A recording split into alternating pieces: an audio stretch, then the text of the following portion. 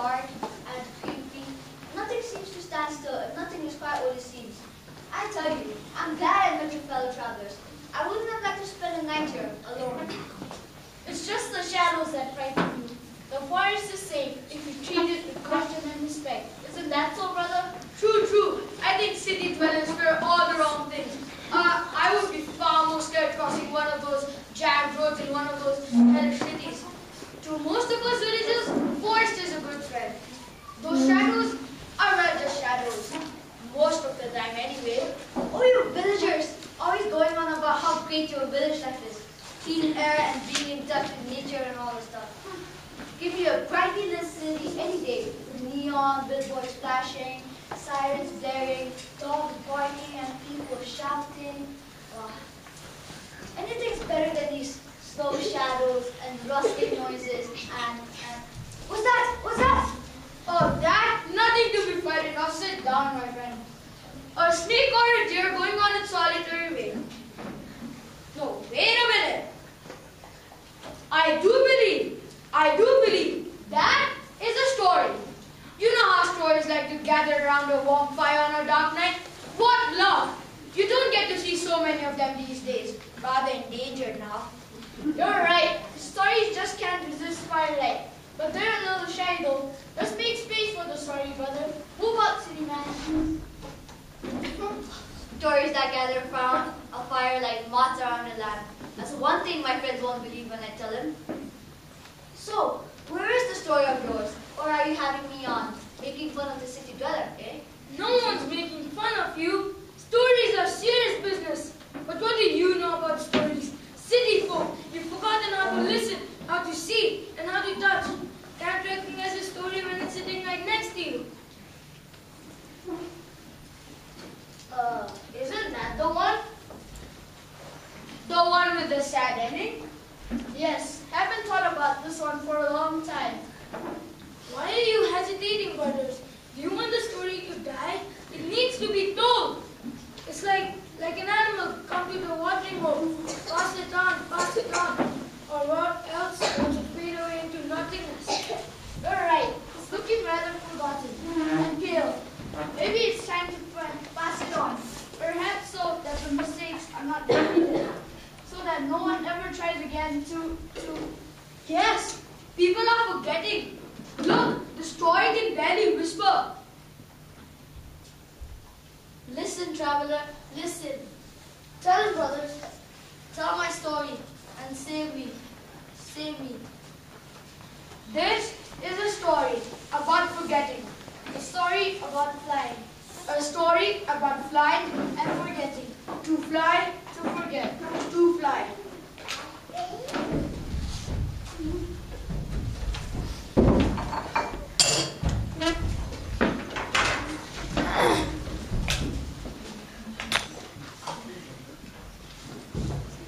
Long, long ago, and far, far away, when people sit at night and could talk to their feelings, a man was walking through a forest. He sang softly to himself.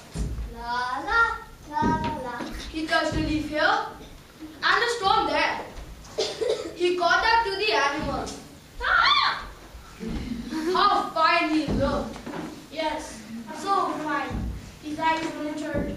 He relished the way the sun kissed his bare arms and the path tested his strong legs. Coming down to a river, he bent down, scooping up some water to drink, and he saw his reflection in the deep green water. What a fine man I am, so handsome, so tall and strong. I am the image of all that is good, and beautiful, and wonderful on this earth. And then he saw the bird. Oh yeah, he saw the bird. I really hate telling this part of the story. Well, that's the trouble with you, isn't it? Always trying to give stories different endings and change the way characters behave. Stories don't change like that. They won't change just to please you. So he did see the star, the bird. And what happened, happened. Okay, fine. So he did see the bird. And suddenly, the bird took off into the sky. It began to fly. The man caught his breath in awe. The bird went high up over the mountains, and it dipped and darted and soared and dived. The man felt very tiny and small in front of that bird. What's the use of being Samson? I'm tied to the earth. Who will admire me here amongst the roots and grasses? My beauty belongs up there, with the sun and the clouds and the wind. I must try to become lighter so that I can fly. I want to fly. I will fly. So the man put his stick and bag down. He felt a little lighter. Then he took his coat off.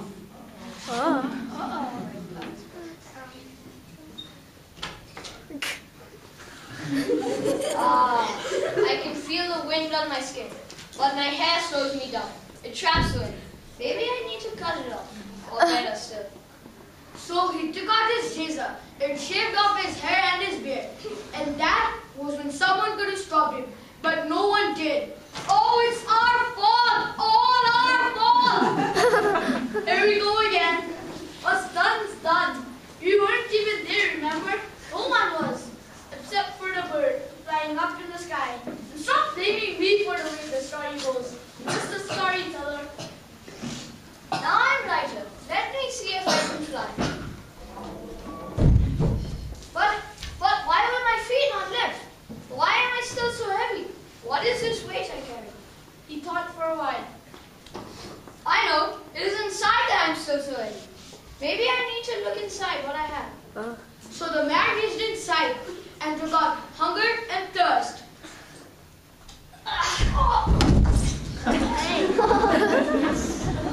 I'm not thirst.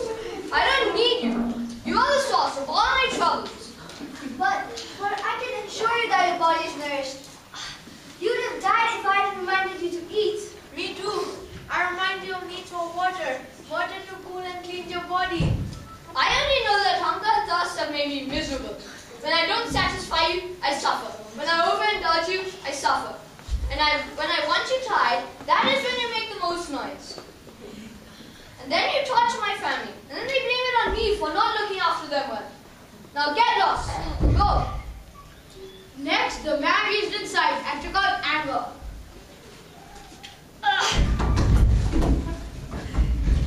It burnt his hands, but he threw it in the river. It hissed and spat. Throw me away, will you? You think you don't need me anymore? Well, think again. Who gave you the strength to fight against the man who didn't pay you after you did his work? Who helped you fight for your right? Who gave you the strength? And I didn't know that anger has made me miserable. You just would not let me tame you. Go drown, I won't help you. The man took out all his feelings and emotions. Grief.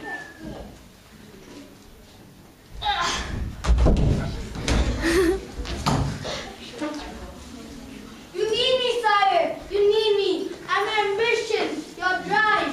Life would be so boring without a little bit of greed. We've always got to have some more and more and more. Satisfaction.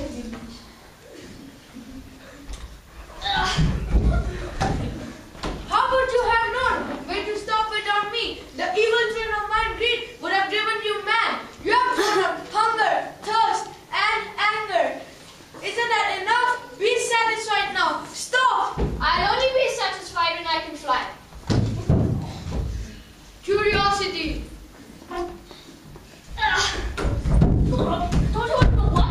Curiosity. You are the biggest troublemaker of all. Ever since I was a child, you have caused nothing but trouble. Who encouraged me to look inside the beehive and got me stung? Who put the idea of reading my sister's diary into my head? I still have a white marks on my arm. Who led you to books and learning and discovery? Who opened your eyes for the wonders of the world? Who created questions for your answers and answers for your questions? Anyway, go ahead. Throw me out. Humor.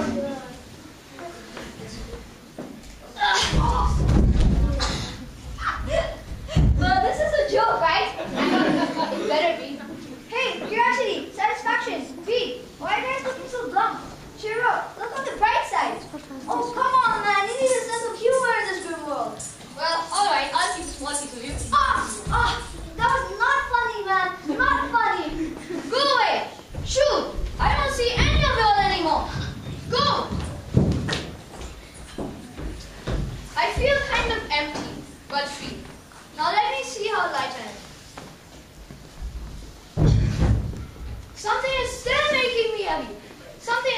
keeping my feet on the ground.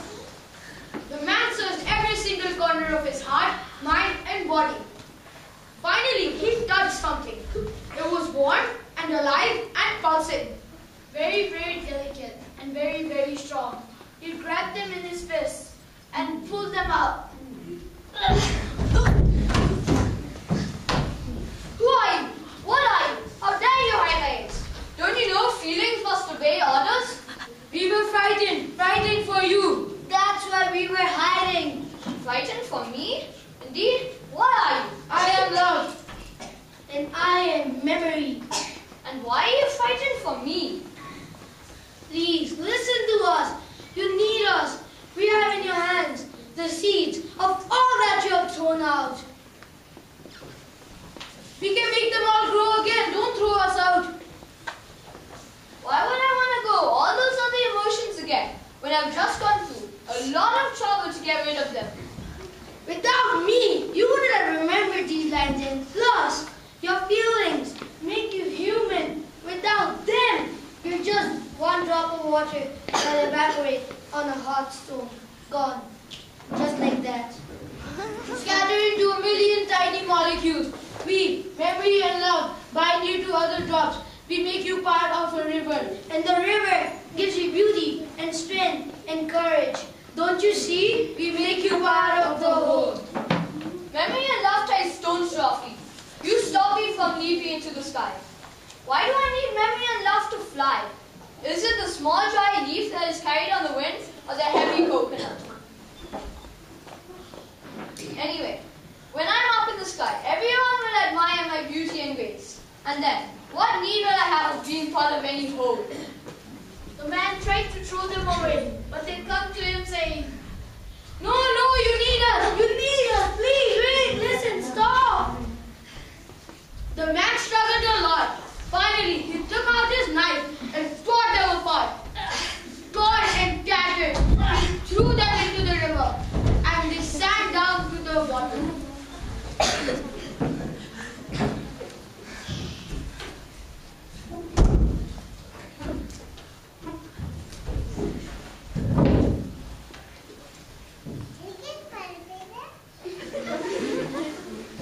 And so, the man lied now that he had emptied himself of everything? He must have been lifted off by the slightest breeze. When I came back to look for the beautiful, strong man, all I saw was a hunched stone in his face. I only wanted to tell him only the memory of my branch and the love of my forest allowed me to dare the sky. I saw him empty himself of all that had made him human and regretting his lack of wings. I only wanted to tell him that memory and love are my wings. Memory and love are our true ways. Memory, love, To fly, to forget. And while the men, we were from sun to sun, a story work is never done. And so I must go along my way. But if our path should cross someday, don't bar a door, call me in, sit me down, and listen.